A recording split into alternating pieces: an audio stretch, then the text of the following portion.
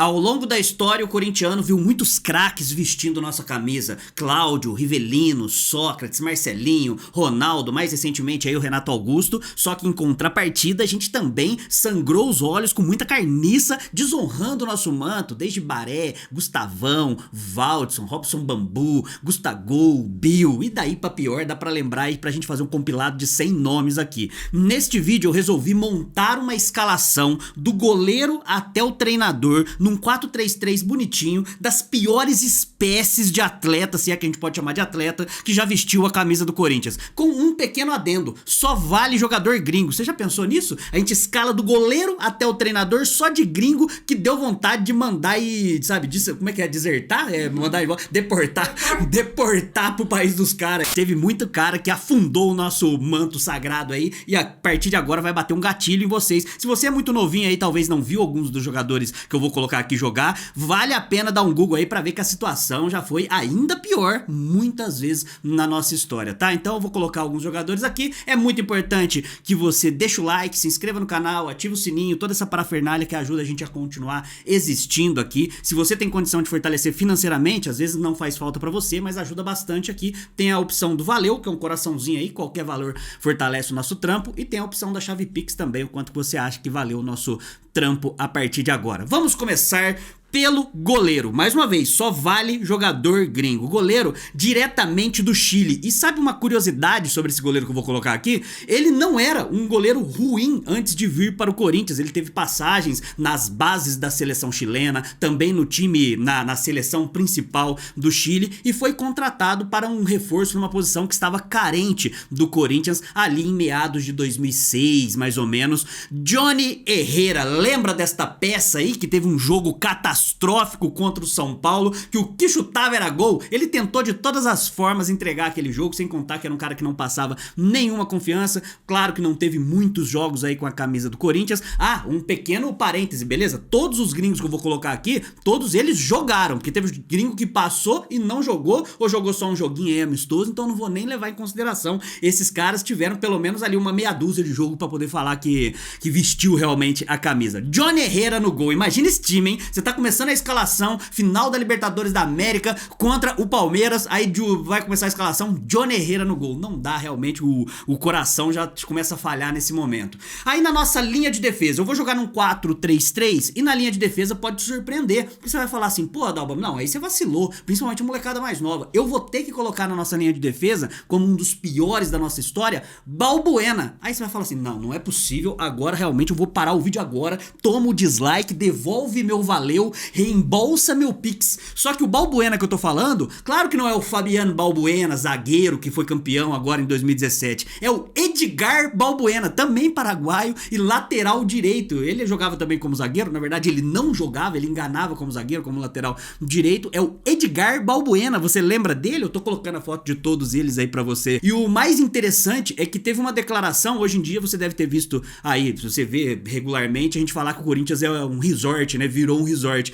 E o primeiro cara que definiu o Corinthians como um resort de atleta, né, pros caras passar férias e tudo mais, foi o Edgar Balbuena, numa entrevista que ele deu numa rádio paraguaia, que ele falou que sentiu aqui no Corinthians como se ele tivesse num resort mesmo, em nível de tranquilidade. Realmente, a história faz a gente ficar um pouquinho chateado. Então, na lateral direita, Edgar Balbuena. Pensa na final da Libertadores aí, Johnny Herrera, Edgar Balbuena. Vamos pra outra lateral antes de ir pros zagueiros, porque a gente precisa falar de um cara, hermano, argentino, daquele que você olha assim, tem cara daquele cara que vai sequestrar tua família, uma cara pesada, que você fala assim: meu Deus, esse cara é brabo mesmo, é a cara de vestir a camisa do Corinthians. Sérgio Escudeiro, um dos piores jogadores que eu já vi na minha vida. O cara conseguia gabaritar a ruindade. Ele é como se fosse um Thales Magno na lateral esquerda, só que piorado ainda, porque o cara não conseguia dominar a bola, não conseguia finalizar, era um lateral que não fazia ultrapassagem, era um lateral que não marcava, era um lateral que era burro taticamente, era um lateral que não conseguia realmente entregar a mínima qualidade para poder vestir a camisa do Corinthians. E ele,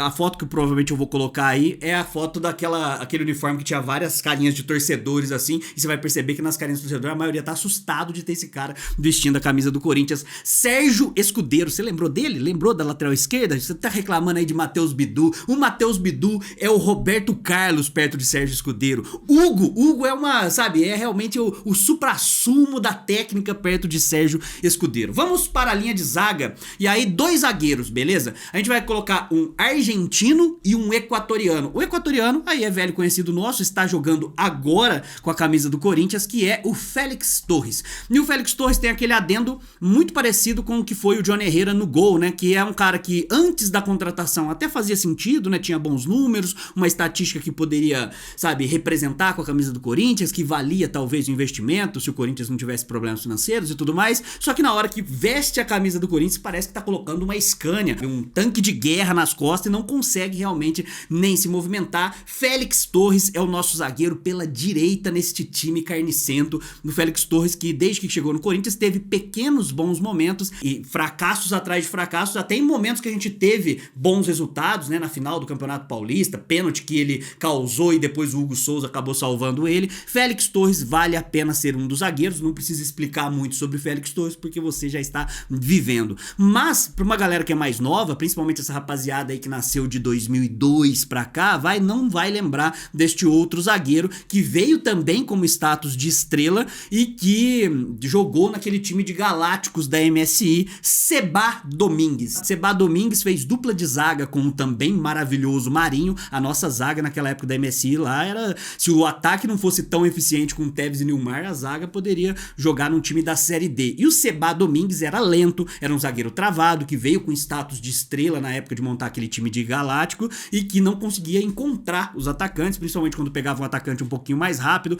fazia pênaltis inacreditáveis, a saída de bola era terrível, o jogo aéreo era a impressão que dava é que a bola sempre pingava aonde ele não tava, porque ele não conseguia estar bem colocado em nenhum lance. E aí o Sebá Domingues vale a pena a gente lembrar. Olha só, já imaginou a nossa linha de defesa desse jeito? Johnny Herrera no gol, Edgar Balbuena na lateral direita, na lateral esquerda o Escudeiro e a dupla de zaga com Félix Torres e Sebá Domingues. O melhor jogador que eu vou colocar aqui, e aí é por falta de opção, eu tentei buscar na história do Corinthians até jogadores que eu não conhecia, mas de volante mesmo, aquele primeiro volante que dá combate e que não conseguiu representar tão bem a camisa do Corinthians, até por nível de jogo vai ser esse cara, mas em outros clubes ele jogou bem, ele teve uma boa passagem no Cruzeiro, ele veio ali na gestão do Mário Gobi em meados de 2013 e eu vou colocar ele aqui. Mas de todos os caras, nossa, esse aqui é o melhor de todos, mas eu precisava colocar um primeiro volante, porque não dava pra colocar o Rincon é colombiano, mas o Rincon caberia não, né, estaria na seleção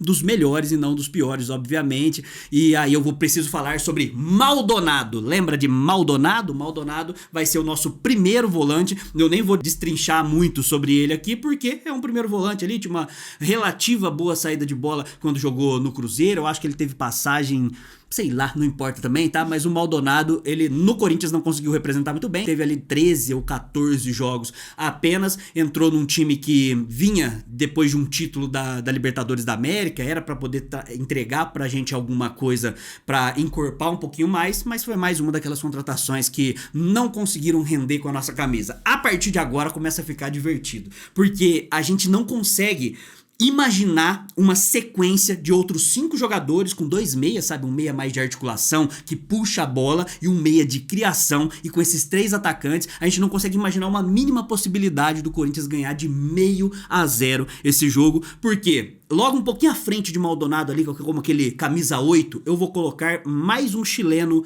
Ángelo Arauz. E eu tenho uma raiva desse Arauz, porque já existia o canal Papo Fiel aqui, e como sempre, a torcida do Corinthians tem uns queridinhos, assim, normalmente os carinhos que tem o rostinho mais bonitinho, assim, os colherinhos da Capricho. E quando você criticava o Ángelo Arauz, assim como o Matheus Vital, e o Matheus Vital não tá nessa seleção porque ele não é gringo, mas o Ángelo Arauz era criticado, aparecia um monte de defensor, porque tinha fã-clube o Ángelo Arauz, né? Sempre existiu aí o fã-clube de carniça no Corinthians. É um jogador que não tinha o mínimo de intensidade, em relação à seleção de base, ele já tinha participado, mas depois no nível profissional nunca conseguiu entregar nada. No momento da gravação desse vídeo ele tá sem clube, depois de uma passagem frustrada no Atlético Goianiense na Série B, ou seja, era fadado ao fracasso. Ele não conseguia carregar a bola, que era a função dele, não conseguia finalizar, ia finalizar, finalizava fofo, todos os treinadores que passavam não conseguia ter o mínimo de intensidade e o mínimo de compactação defensiva, ele também não entregava nessa parte tática, ou seja, era um não jogador, um dos não jogadores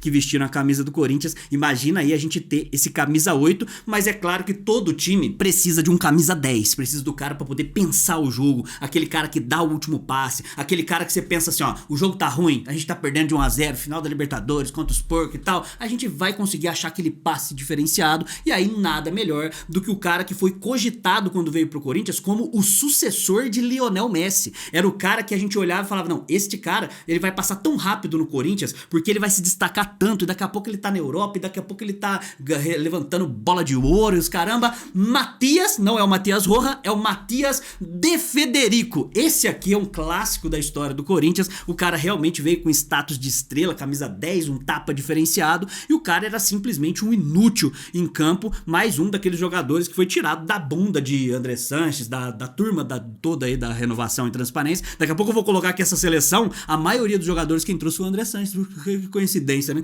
Mas, enfim, e aí o Matias de Federico é famoso na história do Corinthians por realmente custar muito caro, mais um daqueles investimentos que não fazem o menor sentido, e dentro de campo não conseguia entregar o mínimo que a gente esperava. Era aquele típico jogador, né, o sul-americano, o argentino que não tinha raça, era o cara que era pra ser técnico e não era pra driblar não dribla, era pra finalizar não finaliza, era pra ajudar e não ajuda de jeito nenhum. Então, De Federico e Ángelo Araújo ali na meiuca, já imaginou um tocando pro outro? Na verdade, eles não vão conseguir se encontrar em campo. 3 atacantes eu preciso. Aí eu tive algumas opções pra colocar.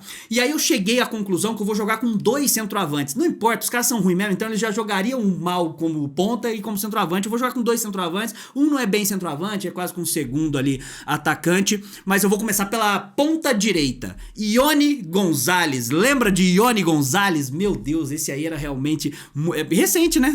Acabou fechando com o Corinthians naquele pacote, veio do Benfica, jogou, se eu não me engano, 2 jogos, alguma coisa assim, 3 jogos, e depois já deu linha. Muito ruim mesmo, e teve uma passagem minimamente decente lá no Fluminense. No Corinthians não conseguiu encontrar nada. E a gente lembra dele apenas por aquela frasezinha lá do meu nome não é Ione, e ele explicando como que é a pronúncia do nome dele. Ele precisava explicar pra gente qual que é o nível do futebol dele, não a pronúncia do nome. E agora 2 caras um pouquinho mais antigos. Lembra de uma narração maravilhosa, se eu não me engano, do Milton Leite, que um jogador específico chega perto da grande área e finaliza na lua, aí ele pega e fala, vai a merda, e fala o nome do jogador? Arce. Vamos colocar aqui um boliviano nessa nossa seleção. O Arce era quase que um centroavante, era um segundo atacante aí, né? Mas eu vou deixar a camisa 9 para um cara mais especial ainda. Então o Arce não poderia faltar, porque ele virou meme. Você pode buscar aí, vocês que são mais novos, a narração do Vai a Merda Arce. Ele fez parte daquele time de 2007, 2008, né, cara? Terrível, realmente um dos piores caras. E, se eu não me engano, ele joga bola até hoje. Ele tava jogando num time da 4ª divisão da Bolívia. Imagina o nível aí, né? Mas também já tá velho depois de tanto tempo. Arce não poderia faltar nesse time. E o nosso centroavante será um uruguaio, Acosta. O Acosta, ele teve uma boa passagem, acho que no Náutico, e aí quando ele vem pro Corinthians, ele vem pra poder ser solução, aquelas soluções que na época foi Alberto do Alibe que trouxe, se eu não tô enganado, e aí ele vem pra ser solução e fez, se eu não me engano, 35 jogos e 4 gols apenas, um dos piores jogadores que vestiram a camisa do Corinthians, para poder coroar a camisa 9 dessa seleção gringa maravilhosa da nossa história. Johnny Herrera, Balbuena, Escudeiro, Félix Torres, Seba Domingues, Maldonado, Ángelo Araújo, Matias de Federico, Johnny Gonzalez, Arce e centralizado o Acosta. Mas quem que treina esses caras? A genialidade precisa ser aflorada por grandes treinadores. E aí a gente não teve grandes treinadores na história do Corinthians gringos. E aí eu fiquei na dúvida entre alguns, e eu preciso colocar aqui ele que treinou o Corinthians em 2001, antes da arrancada histórica de Vanderlei Luxemburgo. Ele caiu para entrar Vanderlei Luxemburgo lá naquele Campeonato Paulista. Também um uruguaio, o nosso querido Dario Pereira, quase que eu esqueci o nome, hein? Dario Pereira, eu tô fazendo tudo de cabeça, não sei se tá percebendo, não tem um roteiro aqui, tá tudo aqui, ó, trabalhando nesta mente maravilhosa. Dario Pereira teve 6 jogos com a camisa do Corinthians e não conseguiu fazer absolutamente nada. É claro que em 6 jogos não dá pra aplicar suas ideias. Eu pensei em colocar o Daniel Passarella aqui também de 2005, mas eu acho que o Daniel Passarella, além de ter tido mais jogos, ainda veio com um status um pouquinho mais interessante do que o Dario Pereira lá em 2001, no uruguaio, e como jogador foi um grande jogador, como treinador teve essa passagem melancólica com a camisa do Corinthians. O que você achou? Comenta aqui embaixo qual a sua seleção, se faltou alguém, às vezes cuidado para não ser burro e comentar algum brasileiro, não quero colocar brasileiro aí, eu já fiz um vídeo sobre brasileiros, vou deixar aí linkado em algum lugar nesse vídeo aqui, sobre os piores brasileiros que eu vi jogar, agora tá aí os piores gringos que eu vi jogar aí com a camisa do Corinthians nesse 4-3-3, eu acho que esse time aí é tão ruim que talvez ganharia do Santos só de 1-0, esse time. Beleza? Comenta aí embaixo, se inscreve no canal, ativa o sininho, toda essa coisa aí que ajuda a gente a continuar existindo. Quem puder fortalecer financeiramente faz muita diferença também, tá? Muito obrigado, até a próxima. Vai Corinthians e contra rival é poucas ideias. Tamo junto.